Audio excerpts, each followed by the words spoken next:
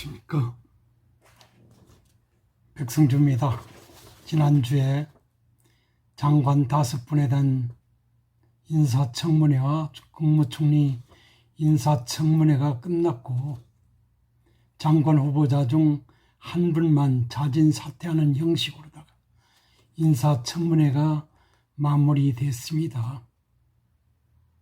그래서 오늘 방송에서는 대한민국의 미래보다 제삿집 떡밥 나누기 식의 대통령의 용병술이라는 주제로 방송을 해보고자 합니다. 한비자는 중국 전국시대 사상가인 한비 및 그 밖에 여러 인물들이 쓴 책을 집대성한 그런 것입니다. 한비로 대표되는 법가의 사상을 잘 보여주는 책이기도 합니다. 법가는 전국시대에 등장한 제자 백가 중 공자의 유가, 노자의 도가, 묵자의 묵가와 함께 후대까지 큰 영향을 미친 동양 사상이라고 할 수 있습니다. 한비는 법치주의를 중시하는 한비 철학에 따라 법, 세, 술의 조화를 통해 강력한 왕정을 구축할 것을 사상적으로 주장하기도 했습니다. 한비자는 모두 55편으로 구성되어 있는 그런 책이 되겠습니다. 한비자에는 법가 사상이 주장하는 법치를 통한 국가 통치 이론이 담겨 있는데요. 그 핵심을 법, 세, 술로 압축해 볼 수 있습니다. 법은 법과 제도를 시행할 때 누구에게나 공평하게 적용할 것. 세는 왕이 법치주의를 엄격하게 시행하기 위하여 왕이 권세를 이용할 필요가 있다는 것. 술은 인물을 뽑을 때 왕을 비방하거나 제도의 시행에 혼란을 주는 인물을 가려내는 용인술로 해석이 되고 있습니다. 특히 군주는 어떤 법을 폐지할 권한은 있으나 그 법이 살아있는 한은 군주 자신도 그 법에 따라야 한다. 법이 지배를 받고 치세를 펴야 된다는 이야기를 하고 있는 것입니다. 신하들이 맡은 바 임무를 제대로 수행하게 하기 위해 또 그 신하들이 반역을 막기 위해서 군주는 술을 써야 한다고 한비자는 소개를 하고 있는 것입니다. 지금이 법치주의 확행을 의미한다고 할 것입니다.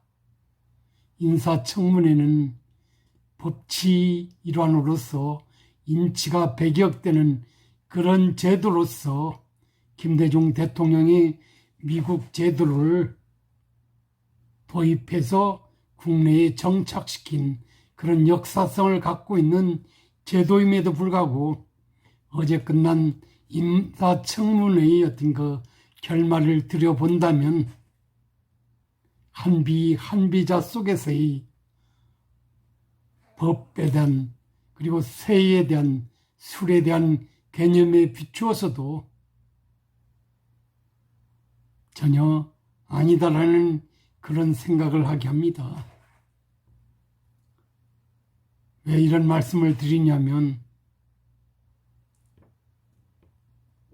법치 존중에 따른 그것보다는 인치를 우선하는 현 정부에서의 치세가 우려스럽기 때문에 감히 그렇게 말씀을 드려봅니다.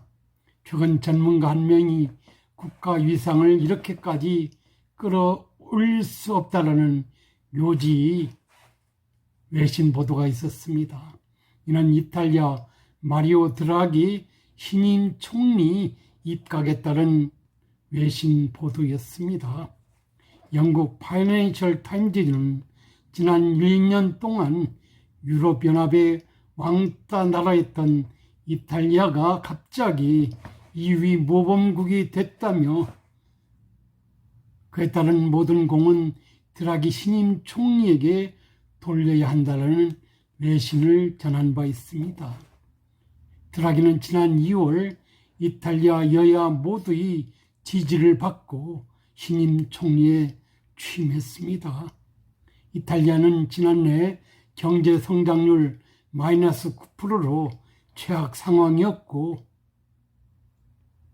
드라기는 지금 총리 취임 석 달도 안 돼서 298조 원에 달하는 경기 부양책을 진주지휘하고 있는 그런 상황에 있습니다. 더 나아가서 프랑스, 독일과 협력하는 등 외교에도 원만한 관계 회복에 열과 성을 다하는 것으로 외신은 전하고 있는 것입니다. 드라기는 이탈리아 사상 두 번째로 비정치인 출신 총리로서 뼛속까지 정통 경제 금융 전문가로 알려져 있습니다. 2011년부터 8년 동안 EU의 경제를 총괄하는 유럽중앙은행 총재로 역임하면서 유로존 경제위기 극복에 앞장섰고 성공을 거둔 그런 인사라고 볼 수 있습니다. 경제 전문지 포천은 그를 세계에서 두 번째로 위대한 리더라고 평하기도 했습니다. 당시 그는 무슨 수단을 써서라도 유라를 위기에서 구하겠다라는 메시지를 강력하게 던졌고 약속을 지켜냈습니다. 이제 그의 미션은 모국 이탈리아 구하기에 나선 상황입니다. 2019년 유럽중앙은행 총재직에서 물러난 뒤 자연인으로 돌아간 드라기를 국내 정치로 불러들인 것은 다름 아닌 여야 정치인들이었습니다. 특히 이탈리아 세로지오 현 대통령이 총리로 나서달라는 간곡한 요청을 받자 수락한 것으로 외신은 전하고 있는 것입니다. 이탈리아는 EU 회원국 사이에서도 신종 코로나 바이러스 감염증 피해가 유독 큰 나라 중 하나라고 볼 수 있습니다. 이탈리아는 현재 우리나라처럼 국내 정치뿐만 아니라 외교 등 국제 관계도 헝클어져 있는 정상적이지 못한 나라라고 볼 수 있습니다. 그런데 신임 드라기 총리 등장 이후에 고작 100여일이 채 안 된 지금 상황은 정반대로 흐르고 있는 것 같습니다. 영국 파이낸셜 타임즈는 드라기가 총리에 취임한 지 석 달도 되지 않았는데 이탈리아는 다시 EU의 모범 국가로 목소리를 당당히 내고 있으며 EU 맹주격인 프랑스, 독일과도 협력이 잘 되고 있다라는 그런 평가를 내놓고 있는 것입니다.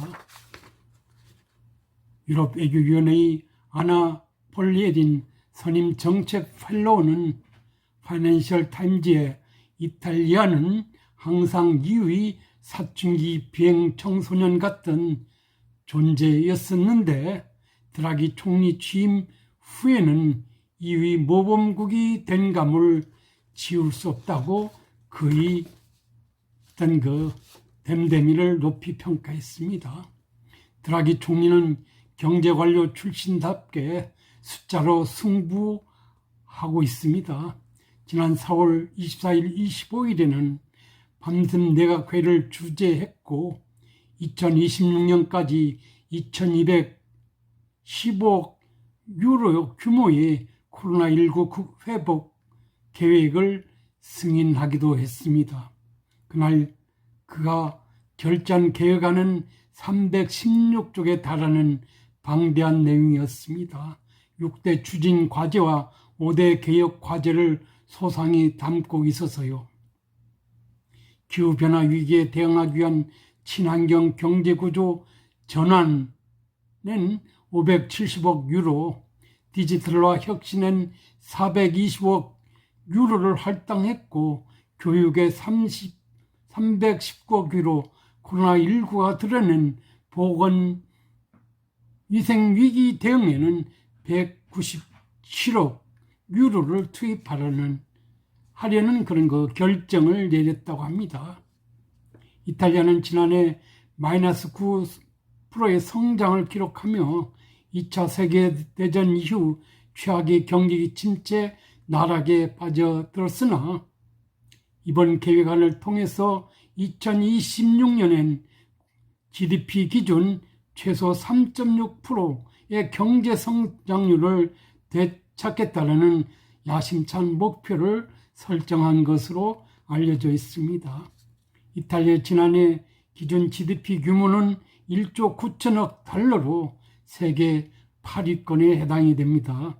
드라기 총리 등장은 팬데믹 터널이 끝에선 중요한 의미를 갖는 것으로 외신은 분석을 하고 있는 것입니다. 인류 역사상 팬데믹 위기가 끝날 즈음에는 국민이 정치에 대한 기대 수준이 유독 높아지기 때문입니다.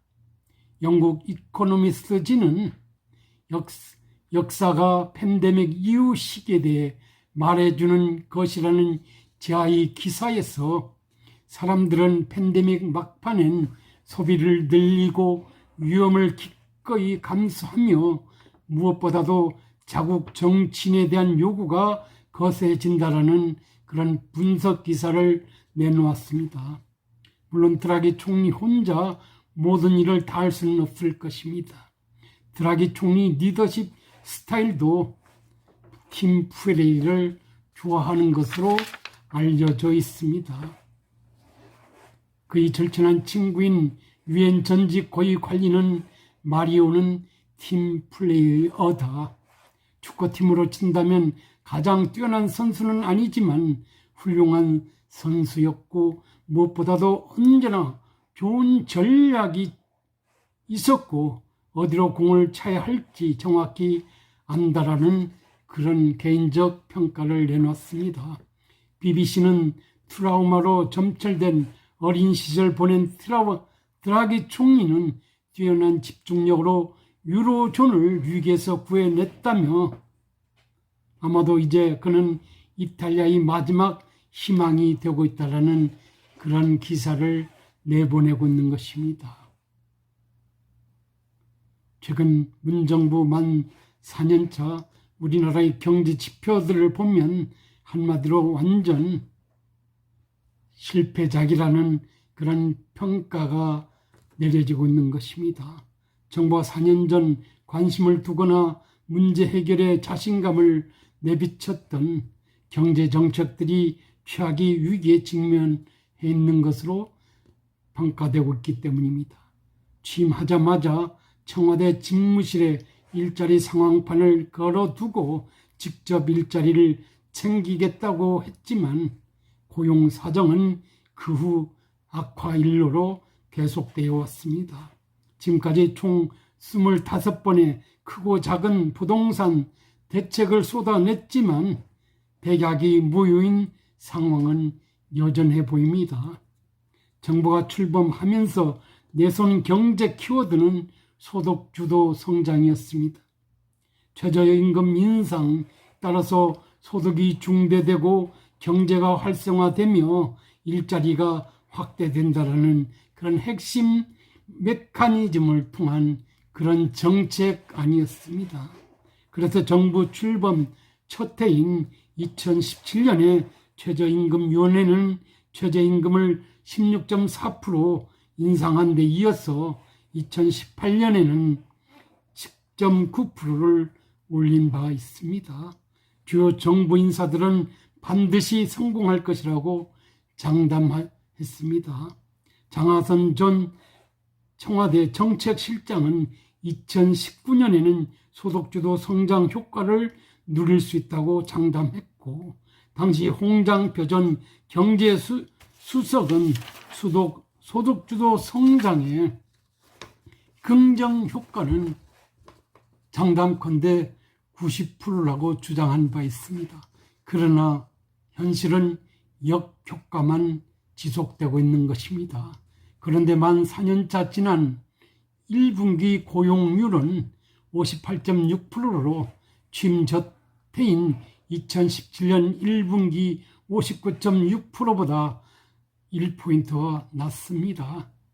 전 정부와 비교하면 일자리 여건 악화 정도가 더욱 도드라진다는 것이 전문가들이 분석입니다.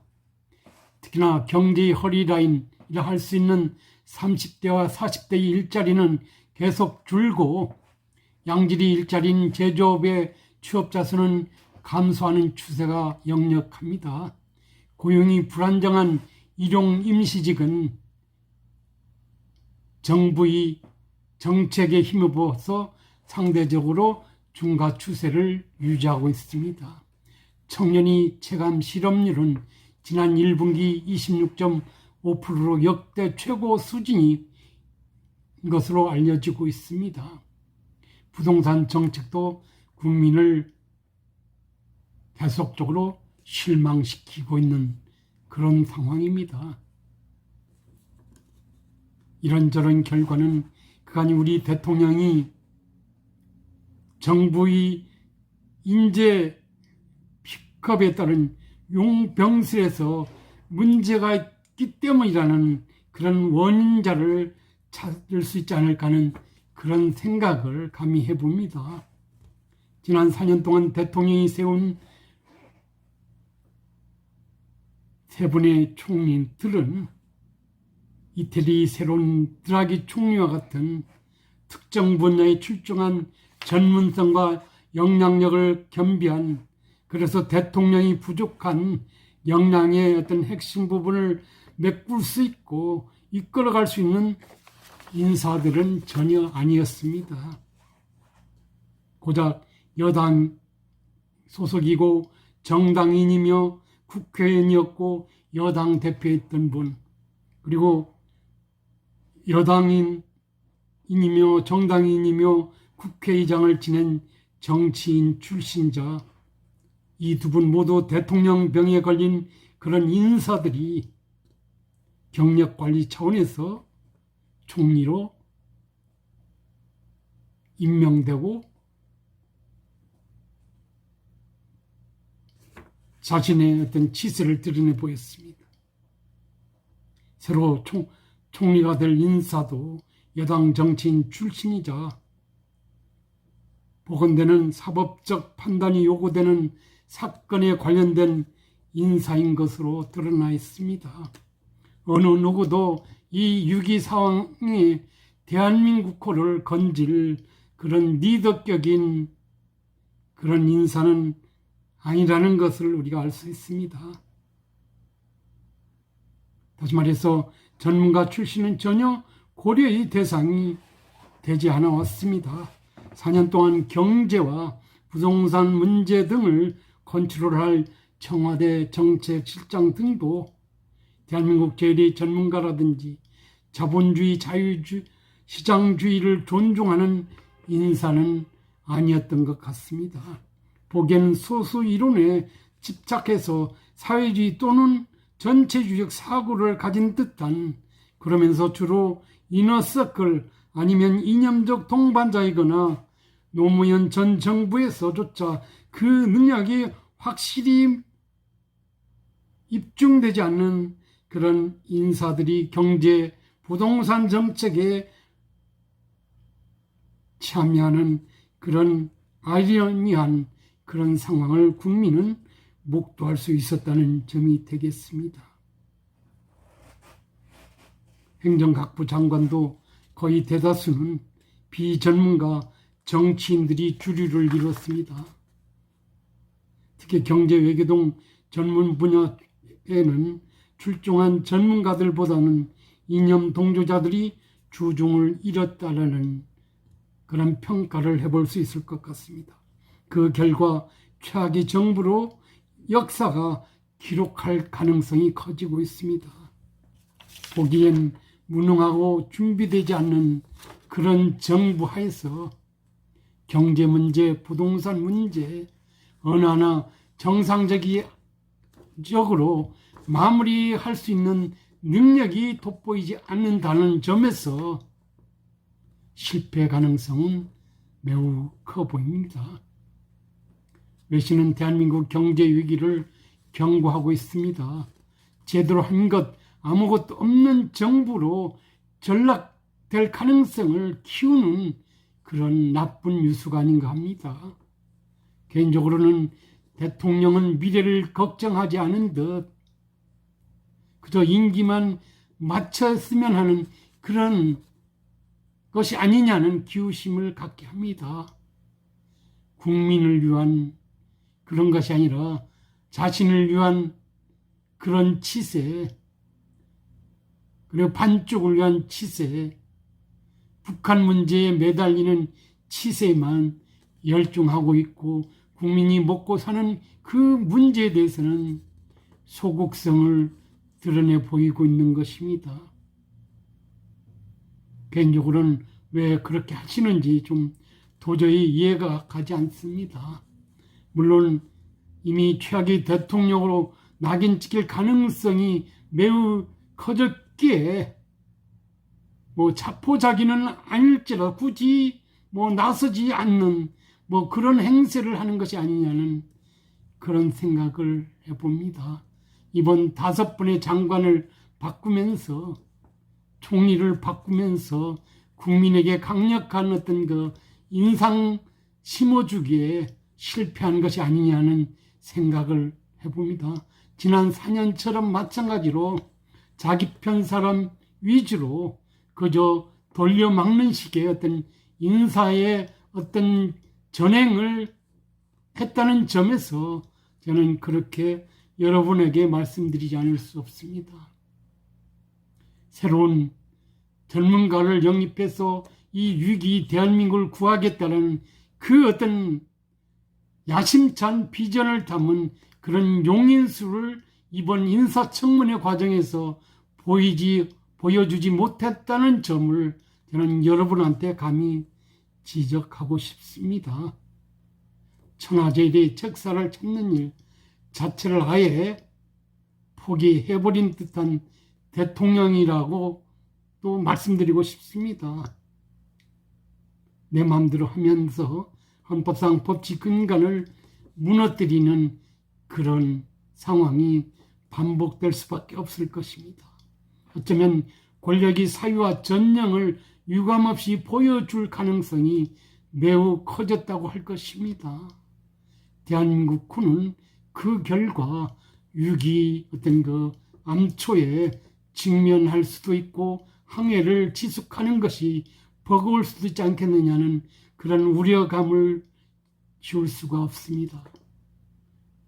이탈리아 대통령이 용인수를 보면서 그리고 세상에 어떤 그 다른 나라들이 이 위기상을 극복하는 과정 그리고 이 팬데믹 이후에 대한 어떤 그 야심찬 미래 계획을 마련하고 있는 상황 등을 보면서 답답함을 금할 수 없습니다. 여러분은 어떻게 생각하십니까? 여러분도 한번 고민해 봐 주시기 바랍니다. 감사합니다.